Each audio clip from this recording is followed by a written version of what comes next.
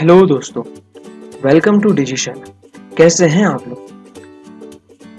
आज हम पढ़ेंगे इलेक्ट्रिसिटी का नेक्स्ट टॉपिक, जिसमें हम जानेंगे कि जो हमारा हीरो है चार्ज, जब वो एक जगह से दूसरी जगह जा रहा है, मतलब फ्लो कर रहा है, तो उसे जो रुकावटें आ रही है उसके बारे में पढ़ेंगे कि क्या क्या रुकावटें आ रही है और क्यों आ रही है।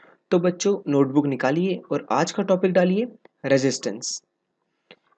रेजिस्टेंस का मतलब क्या होता है, इसे समझते हैं। पहले हम देखते हैं, एक ये कंडक्टर है। ठीक है, ये कंडक्टर है जिसके अंदर बहुत सारे इलेक्ट्रॉन्स होंगे। ये फ्लो कर रहे होंगे। अगर पूरा क्लोज्ड सर्किट है तो ये इलेक्ट्रॉन्स फ्लो कर रहे होंगे, बिल्कुल कर रहे होंगे। जब इलेक्ट्रॉन फ्लो कर रहे हैं तो ये कई बार खुद इलेक्ट्रॉन से टकराएंगे, या तो इसके अंदर जो एटम्स होंगे उनसे टकराएंगे, या तो आयन से टकराएंगे। तो ये टकराने के कारण क्या होगा, इनका जो मोशन है उसमें अपोजिशन आएगा। इनका मोशन अपोज हो रहा होगा, तो इलेक्ट्रॉन का मोशन अपोज हो रहा है, मतलब करंट भी अपोज हो रहा है। तो क्या होता है, the property of a conductor due to which it opposes the flow of current through it. तो रेजिस्टेंस का मतलब क्या होता है, ये जो अपोजिशन हो रहा है कंडक्टर के अंदर उसे हम बोलते हैं रेजिस्टेंस। ये किसकी, कंडक्टर की एक प्रॉपर्टी है। रेजिस्टेंस क्या है, एक कंडक्टर की प्रॉपर्टी है ड्यू टू विच क्या होता है, oppose the flow of current. जो करंट फ्लो हो रहा है उसे अपोज करेगा। जैसे ये अपना हमारा हीरो है चिंटू, जब ये यहाँ से इस पॉइंट तक जा रहा होगा तो उसे कई ये गड्ढे मिलेंगे या स्पीड ब्रेकर मिलेगा। ये इसके मोशन को क्या कर रहे हैं, अपोज कर रहे हैं। ठीक है, तो ये इसके लिए क्या हुए, रेजिस्टेंस का काम करेगा। ठीक है, अब देखते हैं रेजिस्टेंस को डिनोट किससे करते हैं। बच्चों, रेजिस्टेंस को कैपिटल आर से डिनोट किया जाता है। इसका सिंबल इस तरह का है। ठीक है, अब रेजिस्टेंस हमने ओम्स लॉ में क्या करा, पढ़ा था, resistance equals to potential difference by current. ठीक है, अब क्या होगा, रेजिस्टेंस क्या है, potential difference by current. Potential difference की यूनिट है वोल्ट और करंट की यूनिट है एम्पियर। तो इसे हम क्या बोलते हैं, ओम। तो रेजिस्टेंस की यूनिट क्या हो गई, वोल्ट पर एम्पियर या तो ओम, जिसे किससे रिप्रेजेंट करते हैं, ओमेगा से। ये इसकी एसआई यूनिट है। तो रेजिस्टेंस की एसआई यूनिट क्या हुई, ओम। ठीक है, अब पूछते हैं कि भैया एक ओम क्या होता है। वन ओम को डिफाइन करने के लिए बोला जाता है, तो ये कुछ इस तरह से डिफाइन करते हैं। मान लो अगर कोई रॉड है जिसके अक्रॉस 1 वोल्ट का पोटेंशियल डिफरेंस है और करंट उसके अंदर 1 एम्पियर का अगर दौड़ रहा है, तो उसे क्या बोलेंगे, 1 ओम। तो उसका रेजिस्टेंस क्या होगा, 1 ओम। क्या 1 ओम रेजिस्टेंस कब होगा, जब किसी वायर या रॉड के अक्रॉस 1 वोल्ट का पोटेंशियल डिफरेंस हो और उसके अंदर 1 एम्पियर का अगर करंट जा रहा हो, तो उसे हम बोलेंगे 1 ओम। ठीक है, फैक्टर अफेक्टिंग द रेजिस्टेंस, जो हमारा रेजिस्टेंस है इसे कौन कौन से फैक्टर अफेक्ट करते हैं। ठीक है, देखते हैं। मान लो ये है हमारा हीरो चिंटू, ये है हमारी हीरोइन चिंकी, और ये एक रोड ले लिया। रोड अगर बहुत बड़ा है तो इसमें क्या होगा, बहुत सारे गड्ढे उसे मिलेंगे, बिल्कुल मिलेंगे। और उसके चाचा फूफा कोई भी मिल सकता है जो इसके मोशन को रोक सकता है, बिल्कुल। तो जैसे ही रोड की लेंथ बढ़ाई वैसे ही क्या होगा, रेजिस्टेंस भी बढ़ गया होगा। ठीक है, अगर हमने रोड की लेंथ को कम कर दिया तो क्या होगा, गड्ढे भी उसे कम मिलेंगे और फूफा चाची हो सकता हो ही ना उस रोड पे। तो क्या हो गया, यहाँ पर रेजिस्टेंस उसे कम मिला, गड्ढे भी कम मिले और चाचा फूफा इनका भी रेजिस्टेंस नहीं मिला। तो लेंथ पे कैसा, ऐसा ही वायर के साथ होता है। अगर वायर की लेंथ ज़्यादा तो रेजिस्टेंस ज़्यादा होता है, अगर वायर की लेंथ कम तो रेजिस्टेंस कम होता है। तो लेंथ और रेजिस्टेंस का रिलेशन कैसा हुआ, डायरेक्टली प्रोपोर्शनल। तो रेजिस्टेंस क्या है, डायरेक्टली प्रोपोर्शनल टू लेंथ। अब हम बात करते हैं क्रॉस सेक्शनल एरिया की। ठीक है, मान लो हमने जो ये एक वायर ही मान लो, रोड की जगह एक वायर है जिसका क्रॉस सेक्शनल एरिया क्या करा, बहुत ज़्यादा बढ़ा दिया। तो ये हमारा चिंटू और ये चिंकी, ये जब चिंटू चिंकी से मिलने जाएगा तो ये फूफा इस साइड है, हो सकता है वो चिंटू को देखे ही ना, जिससे उसे रेजिस्टेंस फील ही ना हो, उसे रोकेगी नहीं तो रेजिस्टेंस फील नहीं होगा। दूसरा, उसे गड्ढे यहाँ पर कम ही मिलेंगे और दूर दूर मिलेंगे तो वो साइड से बच के निकल सकता है। ठीक है, तो एरिया बढ़ाया तो क्या हुआ, रेजिस्टेंस कम हुआ। वैसे ही अगर एरिया को कम कर दिया, यहाँ पे देखो एकदम सकरी रोड कर दी, तो यहाँ पे क्या गड्ढे तो उसे जितने हैं सारे मिलेंगे, वो साइड से निकल भी नहीं सकता, फूफा देख ही लेगा, छोटा रोड होगा। तो हमारा हीरो जब हीरोइन से मिलने जाएगा तो उसे रेजिस्टेंस कैसा लगा, ज़्यादा। जब क्रॉस सेक्शनल एरिया बढ़ा दिया तो रेजिस्टेंस क्या हुआ, कम हो गया। जब क्रॉस सेक्शनल एरिया कम कर दिया तो रेजिस्टेंस क्या हो गया, बढ़ गया। तो रेजिस्टेंस और क्रॉस सेक्शनल एरिया का रिलेशन कैसा हुआ, इनवर्सली प्रोपोर्शनल। ठीक है, अब हमने देखा कि रेजिस्टेंस को कौन कौन अफेक्ट कर रहा है, लेंथ से तो डायरेक्टली प्रोपोर्शनल है और क्रॉस सेक्शनल एरिया से इनवर्सली है। जो आर है वो डायरेक्टली प्रोपोर्शनल है एल के और इनवर्सली प्रोपोर्शनल है एरिया के। तो आर क्या हुआ, प्रोपोर्शनल किसका हो गया, एल बाय ए के। अब हमने क्या किया, इस प्रोपोर्शनलिटी को हटाने के लिए एक हमें प्रोपोर्शनलिटी कांस्टेंट इंट्रोड्यूस करना पड़ेगा जो कि है रो। इसे हम बोलते हैं रो। ये क्या है, रेजिस्टिविटी ऑफ द मटेरियल। किस पे डिपेंड करेगा, नेचर ऑफ मटेरियल, कि जो मटेरियल है जिसका हमने कंडक्टर लिया ये उस पे डिपेंड करेगा। ठीक है, ये लेंथ क्रॉस सेक्शनल एरिया पे डिपेंड नहीं करेगा। रो क्या हुआ, एक कांस्टेंट है, क्या बोलते हैं इसे, रेजिस्टिविटी ऑफ द मटेरियल। ठीक, अब रेजिस्टिविटी को और क्या बोलते हैं, स्पेसिफिक रेजिस्टेंस। अगर R का फॉर्मूला है रो एल बाय ए, तो हम यहाँ से रो की वैल्यू निकाल सकते हैं R into A by L, इससे निकल जाएगा। R की जो यूनिट है वो क्या है, ओम, ए की यूनिट है मीटर स्क्वायर और एल की यूनिट है मीटर। तो ये मीटर से मीटर कटेगा तो यूनिट क्या आ गई रेजिस्टिविटी की, ओम मीटर, ये इसकी ऐसा यूनिट है। ठीक है, रो किस पे डिपेंड करेगा, नेचर ऑफ सब्सटेंस, कि जो हमने सब्सटेंस लिया है, मटेरियल लिया है, उस कंडक्टर पर ही डिपेंड करेगा। ठीक, जैसे मान लो अगर आयरन लिया है या सिल्वर लिया है, ये उस पर डिपेंड करेगा। ठीक है, अगर मान लो एरिया ऑफ क्रॉस सेक्शन हमने 1 मीटर स्क्वायर ले लिया, ठीक है, एरिया ऑफ क्रॉस सेक्शन हमने 1 मीटर स्क्वायर ले लिया और लेंथ हमने ले ली 1 मीटर, तो हमारा रो क्या हो जाएगा, न्यूमेरिकली इक्वल्स टू रेजिस्टेंस।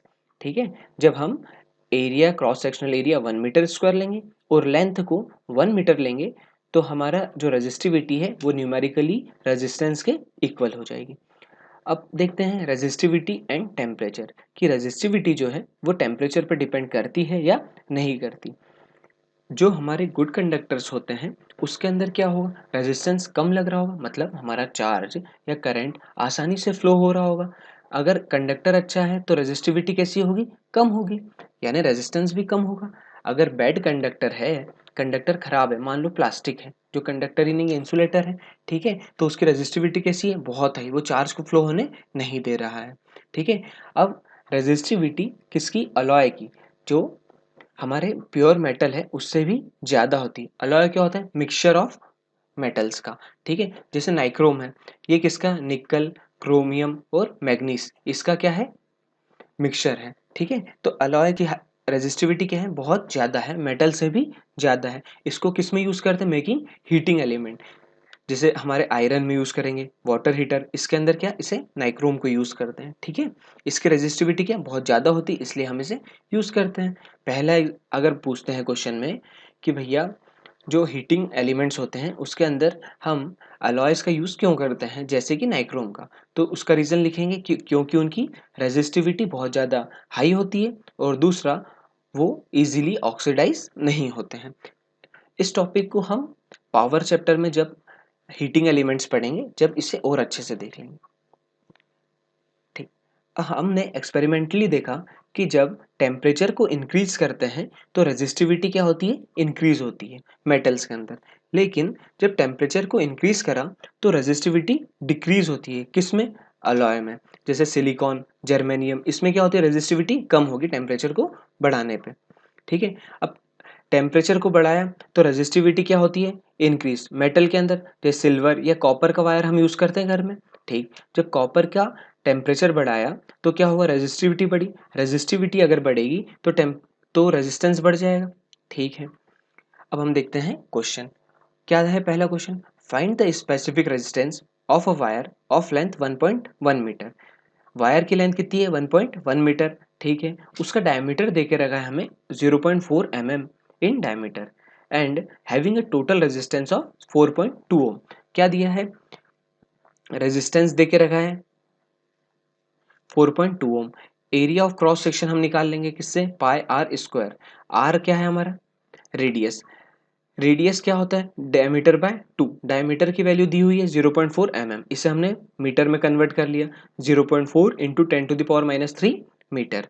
ठीक है, अब ये d की वैल्यू यहाँ पे r की वैल्यू d/2 रखेंगे, ठीक है, और डी की वैल्यू पता है तो एरिया आ जाएगा, बिल्कुल आ जाएगा। रो हमें क्या निकालना है, रेजिस्टिविटी निकालना है। रो की वैल्यू फॉर्मूला क्या है, R into A by L. R की वैल्यू क्या दी है 4.2, ए क्या होता है पाई, आर की जगह डी बाय टू रखा तो pi into D by two का स्क्वायर तो D square by 4 into length कितना है 1.1। अब देखा 4.2 इंटू पाई की वैल्यू कितना है 3.14 इंटू डी स्क्वायर लिखना तो डी की वैल्यू रख दी 0.4 इंटू 10⁻³ का whole square divided by 1.1 into 4। क्या आया आंसर 48 इंटू 10⁻⁸ ओम मीटर। ठीक है, रेजिस्टिविटी है, रेजिस्टिविटी की यूनिट क्या होती है ओम मीटर। बच्चों अगला क्वेश्चन है, a wire of resistance 4 ohm is redrawn by pulling it double. एक वायर है जिसका रेजिस्टेंस है 4 ओम, उसे क्या किया खींच के उसकी लेंथ को डबल कर दिया। ये एक वायर है जिसकी लेंथ एल है, ठीक है, अब इसकी लेंथ को क्या कर दिया डबल कर दिया, पहले एल लेंथ थी तो अब 2L लेंथ हो गई। ठीक है, what is it's new resistance. अब ये जो नया वायर बन गया है इसका हमें रेजिस्टेंस निकालना है। ठीक है, पहले वायर ऐसा था जो एल लेंथ का था तो उसका मान लो एरिया ए है वो है पाई आर स्क्वायर, बाद में एरिया ए डैश हो गया, ठीक, तो उसका एरिया अब क्या हो जाएगा पाई आर डैश स्क्वायर। ठीक, तो वॉल्यूम देखो, वॉल्यूम तो सेम रहेगा, वॉल्यूम में कोई चेंज नहीं आएगा। वॉल्यूम क्या होता है area into length, cross sectional area into length. अब इसका इसका cross sectional area A into L equals to A dash into L dash, तो लिखा। अब क्या होगा ए डैश की वैल्यू क्या हो जाएगी, यहाँ से देखो A into L by L dash हो जाएगा ए डैश की वैल्यू। ठीक है, अब एल डैश क्या है 2L दिया हुआ है यहाँ पे, ठीक, तो ए एल बाय 2L तो ए बाय टू, ए डैश की वैल्यू क्या होगी ए बाय टू। ठीक है, अब हमने क्या किया नया resistance R dash divided by पुराना रेजिस्टेंस आर, इसको डिवाइड कर दिया। नया रेजिस्टेंस जो है आर डैश इसकी वैल्यू क्या होगी rho L dash bye A dash, जो पुराना रेजिस्टेंस है आर उसकी वैल्यू क्या होगी रो एल बाय ए। ठीक है, तो यहाँ से रो कटा तो क्या आएगा A by A dash into L dash by L. ठीक है, ए डैश की वैल्यू हमको पता है ए बाय टू, वो पुट कर दो A by two into L dash की वैल्यू पता है 2L बाय एल। ठीक है, तो यहाँ पे क्या गया 4, तो R dash new resistance divided by old resistance equals to 4, तो क्या आ जाएगा हमारा R dash equal to 4R आ जाएगा, इधर आर को ले गए तो ठीक। पुराने रेजिस्टेंस की वैल्यू कितनी दी है 4 ओम, तो 4 इंटू 4 16 ओम। ठीक है, अब नेक्स्ट क्वेश्चन देखते हैं, two conductors X and Y of circular cross section have radii in the ratio 1:2। ठीक है, उनका जो रेडियस है वो किस रेशियो में 1:2, लेंथ इन द रेशियो 1:3, उनकी जो लेंथ है वो किस रेशियो में 1:3, and the resistivity in the ratio of 3:1, resistivity किस रेशियो में 3:1, then their resistance are in the ratio, तो उनका रेजिस्टेंस है वो किस रेशियो में होगा ये निकालना है। ठीक, हमको क्या क्या दिया है क्रॉस सेक्शन की उसकी रेडियस का रेशियो दिया है, लेंथ का रेशियो दिया हुआ है और उसकी रेजिस्टिविटी का रेशियो दिया है। ठीक, रेजिस्टेंस में 3 ही लगता है रो एल बाय ए निकल जाएगा। ठीक, R1/R2 पहले वाले एक्स को ले लो 1 और y को ले लो 2, तो R1/R2 1/2 दिया है तो R2 की वैल्यू यहाँ से क्या आ गई 2R1। ठीक है, अब A1 इसका एरिया निकल जाएगा पाई R1 स्क्वायर और A2 क्या है पाई R2 स्क्वायर। ठीक, तो R2 की जगह 2R1 रख दिया तो क्या आ गया पाई इंटू 2R1 का square equals to 4 pi R1 का स्क्वायर, तो ये भी R1 के टर्म में आ गया A2। ठीक, A1 क्या है पाई R1 स्क्वायर और A2 क्या आ गया 4 पाई R1 स्क्वायर। ठीक है, अगला देखो L1/L2 लेंथ का रेशियो दिया है हमें 1:3, लिखा 1:3, L2 क्या आ गया 3L1। अब रेजिस्टिविटी का रेशियो क्या दिया है 3:1। ठीक है, रो वन क्या आ गया 3 रो 2। ठीक है, रो 1/रो 2 हमें दिया 3:1, तो रो 1 क्या आ गया 3 रो 2। ठीक, फॉर x जो पहला रेजिस्टेंस है x उसकी R1 की वैल्यू क्या आ गई रो 1 L1/A1, जो सेकंड रेजिस्टेंस है y उसकी वैल्यू क्या आ गई रो 2 L2/A2। अब क्या x के रेजिस्टेंस की वैल्यू भी आ गई और y के रेजिस्टेंस की वैल्यू भी आ गई, दोनों को डिवाइड कर देंगे तो रेशियो आ जाएगा। ठीक है, डिवाइड किया R1/R2 क्या आ गया रो 1 L1/A1 divided by row 2 L2/A2। इसके अंदर रो 1 की वैल्यू क्या है 3 रो 2 रख दिया, L1 की जगह L1 रख दिया, A1 की जगह पाई R1 स्क्वायर रख दिया। ठीक, रो 2 L2/A2 इसकी वैल्यू क्या है रो 2 3L1/4 पाई R1 स्क्वायर, तो इसकी वैल्यू क्या आ गई 4/1। R1/R2 की वैल्यू क्या आ गई 4:1। तो दोनों रेजिस्टेंस का जो रेशियो है वो क्या है 4:1। दोस्तों, अगर ये वीडियो आपको पसंद आया तो लाइक करें, अपने दोस्तों की मदद के लिए शेयर करें और नेक्स्ट वीडियो की अपडेट के लिए सब्सक्राइब करें।